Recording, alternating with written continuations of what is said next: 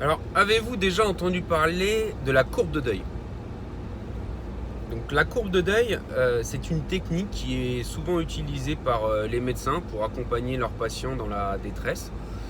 C'est aussi utilisé par les managers en entreprise pour accompagner une nouvelle décision, pas forcément toujours très simple à accepter par les collaborateurs. Et en quoi celle-ci consiste? Elle consiste tout simplement à évoluer d'émotion en émotion jusqu'à retrouver une forme de sérénité. Ce qu'on constate, c'est que quels que soient les individus, ces émotions chronologiquement se déroulent toujours dans le même ordre.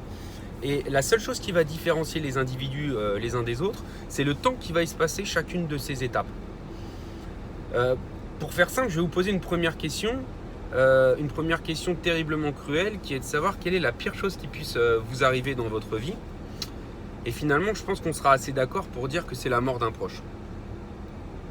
Et lorsqu'on apprend la mort d'un proche, le premier sentiment, c'est un peu la sidération, le choc. S'ensuit une forme de déni. On se dit non, c'est pas possible, pourquoi nous, ça peut pas nous arriver. Et enfin, une fois qu'on s'en rend bien compte, très souvent c'est la colère. Donc on va casser un verre, on va casser une chaise. En tous les cas, on va agir sans raison et avec passion plus qu'avec raison. S'ensuit une forme de peur, de tristesse, et enfin on arrive à la dépression. Dans la dépression, il y a un sentiment qui n'est pas désagréable, qui est celui de se rendre compte qu'on ne peut pas tomber plus bas.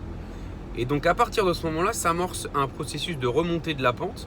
On va accepter, on va pardonner, on va donner un sens nouveau à notre vie, et dans cette quête du renouveau, on va probablement se définir d'autres objectifs, on va s'adapter. Et enfin, on va retrouver la sérénité, et cela va nous permettre de très vite retrouver joie, paix et bonheur.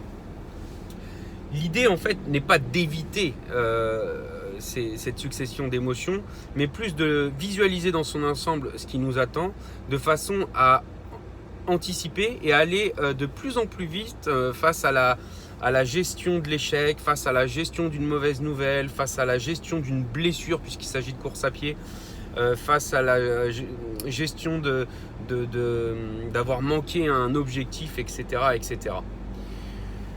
Je vous souhaite surtout de ne jamais rester dans la détresse. Agissez en visualisant bien les étapes qui vous attendent, et pensez qu'à un moment donné, vous saurez vous adapter et vous saurez trouver un objectif nouveau.